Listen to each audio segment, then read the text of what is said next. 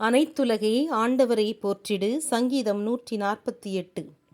அல்லேலூயா. வானத்து நின்று ஆண்டவரை புகழுங்கள், உன்னதத்தில் நின்று அவரை போற்றுங்கள். ஆண்டவர் தம் தூதர்களே, அவரை புகழுங்கள். அவருடைய படைகளே, நீங்கள் எல்லோரும் அவரை போற்றுங்கள். கதிரோனே, நிலாவே, அவரை புகழுங்கள். ஒளிவிடும் விண்மீன்களே, எல்லாம் அவரை போற்றுங்கள். உன்னத வானங்களே, அவரை புகழுங்கள். வானங்களுக்கு மேலுள்ள நீர்த்திரளே, அவரை போற்றுங்கள். படைப்பு எல்லாம் ஆண்டவருடைய பெயரை புகழட்டும். ஏனெனில் அவர் கட்டளையிட எல்லாம் உண்டாயின. அவை என்றென்றும் எக்காலத்தும் நிலைத்திருக்க செய்தவர் அவரே. அவர் கொடுத்த கட்டளையை அவை மீறுவதில்லை. புவியில் நின்று ஆண்டவரை புகழுங்கள். கடல் மீன்களும் ஆழத்தில் உள்ளவையும் அவரை புகழட்டும்.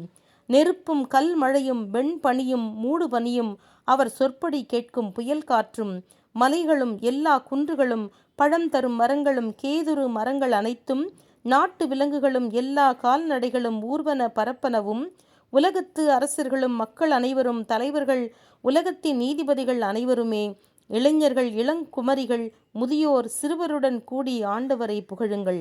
படைப்பு எல்லாம் ஆண்டவரை புகழட்டும். ஏனெனில் அவருடைய பெயர் மட்டும் உன்னதமானது. அவருடைய மகத்துவம் வானம் பூமி அனைத்தையும் கடந்தது. தம் மக்களை மேன்மைப்படுத்தி வலிமையடைய செய்தார். அவர் செய்தது அவர் அடியாருக்கு பெருமை அளித்தது. அவருடைய புனிதர்கள் அனைவரும் போற்றப்படுக. அவரை அண்மித்துள்ள இஸ்ராயல் மக்களுக்கு பெருமை அளித்தது. அல்லேலூயா, அல்லேலூயா, ஆமென்.